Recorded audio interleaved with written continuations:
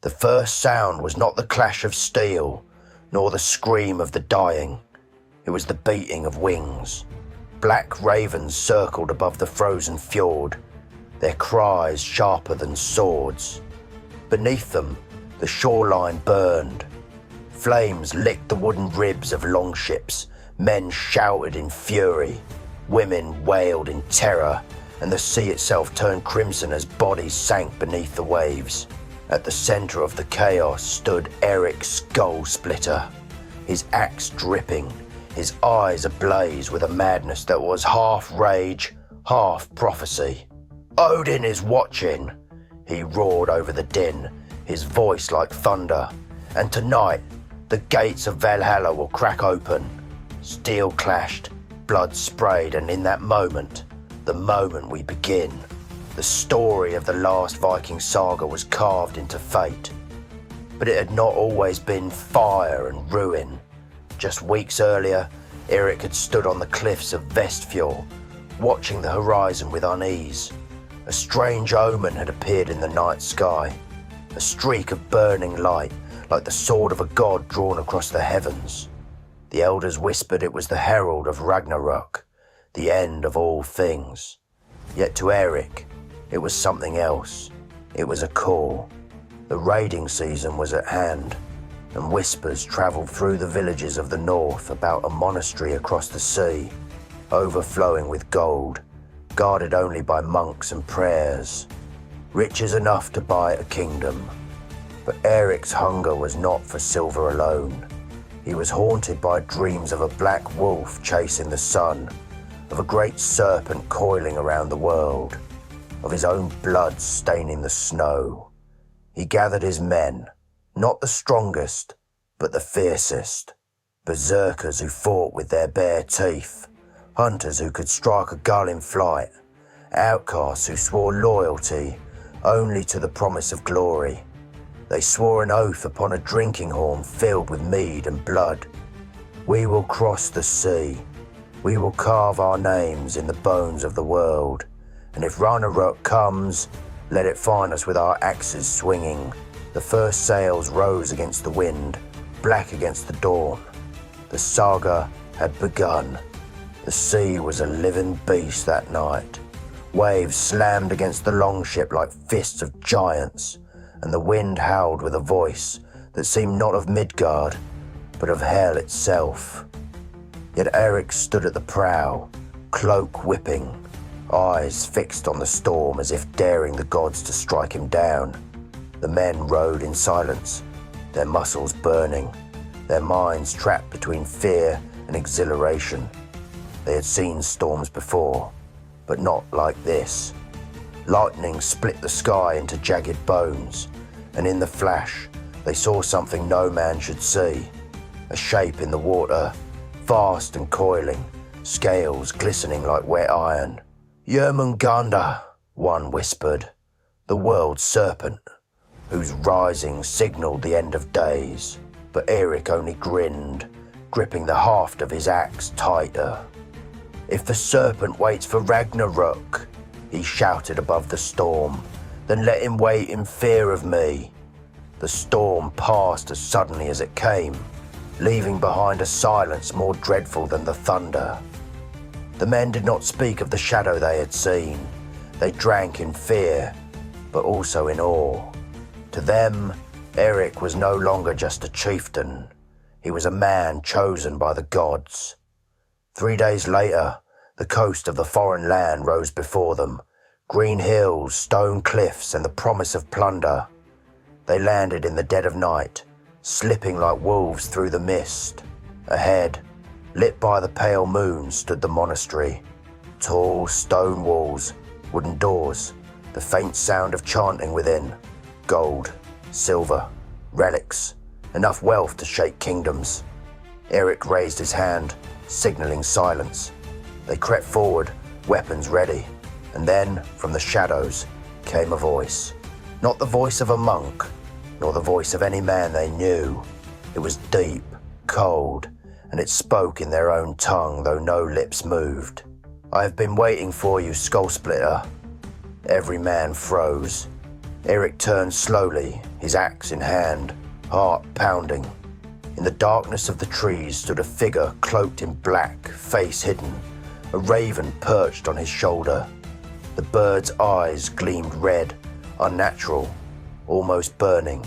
Eric's men trembled, but he did not. He stepped forward, axe raised, and demanded, "Name yourself." The figure lifted its hood just enough for the firelight to touch pale, scarred skin. And then it smiled. "You carry more than steel, Viking. You carry the end of the world." For a moment, no one breathed. The raven's red eyes burned in the darkness, casting flickers of light across the terrified faces of Eric's warriors. The cloaked stranger did not move, but his presence was heavier than any storm they had faced at sea. Eric's grip on his axe tightened. "You speak like one of the gods," he growled, "but you are no Odin." The raven cawed sharply, wings flaring. The figure chuckled, low and grim. "Odin watches, yes, but he does not always guide. Some paths must be walked in shadow, skull splitter, and yours will drown in blood."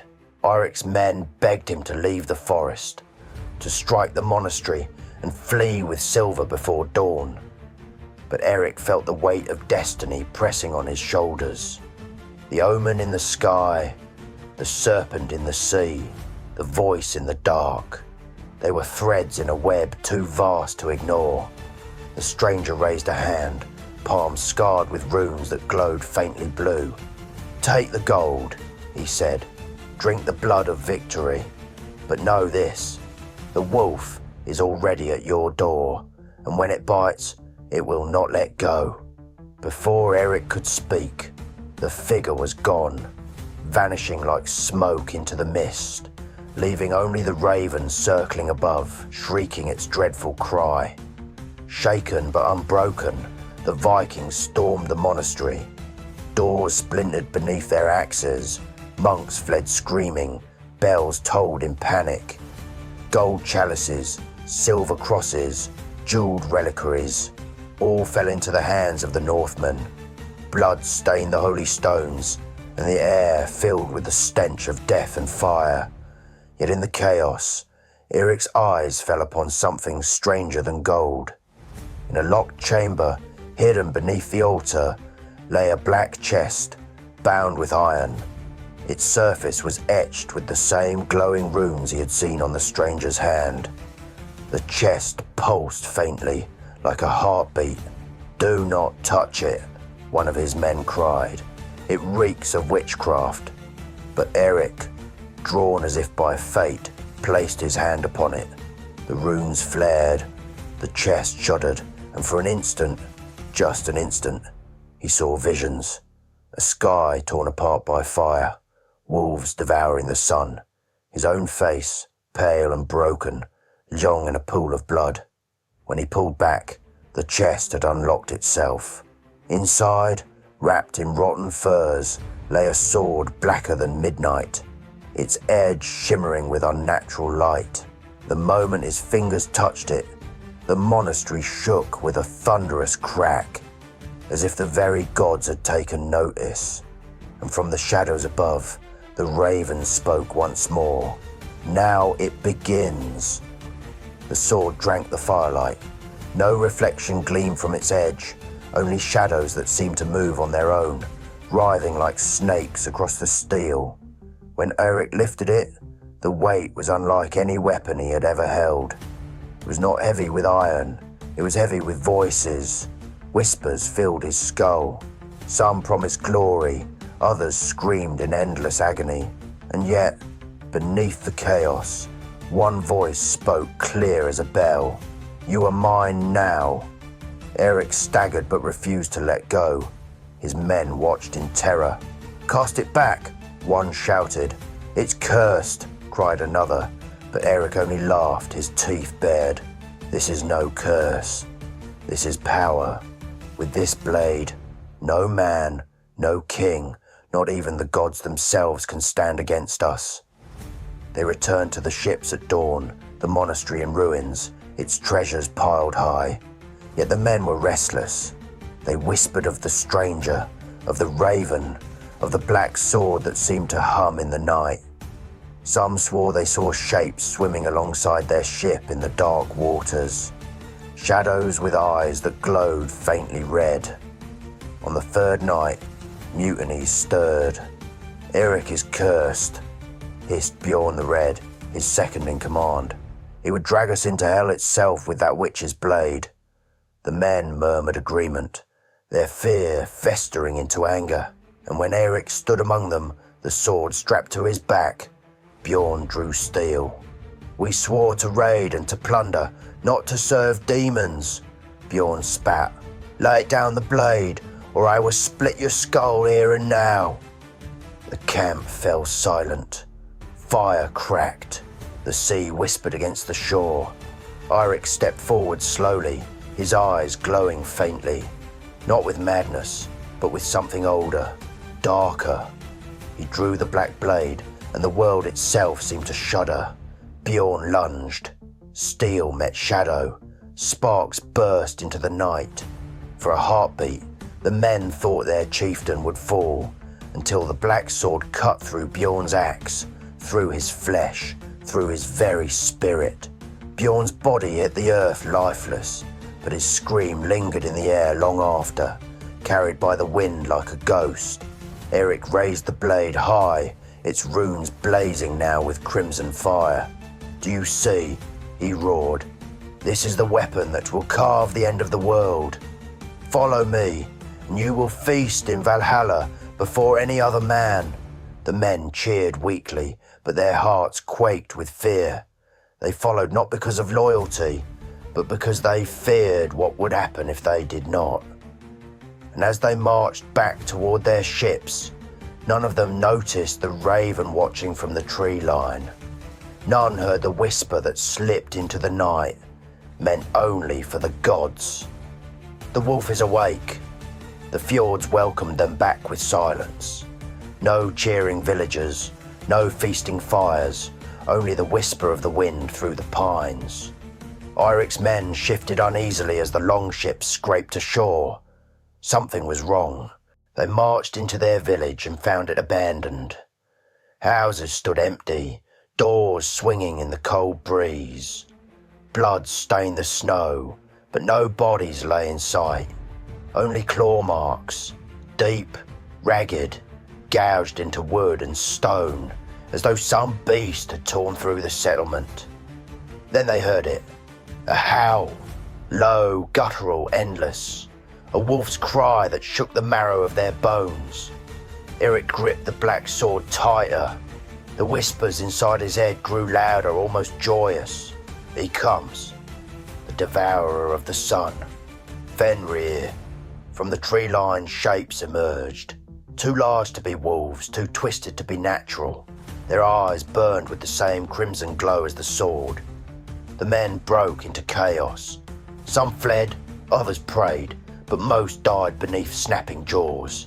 Eirik fought like a man possessed. The blade cut through fur, bone and shadow alike, every strike releasing a burst of fire and smoke. His men saw him not as a chieftain now, but as something far more terrible.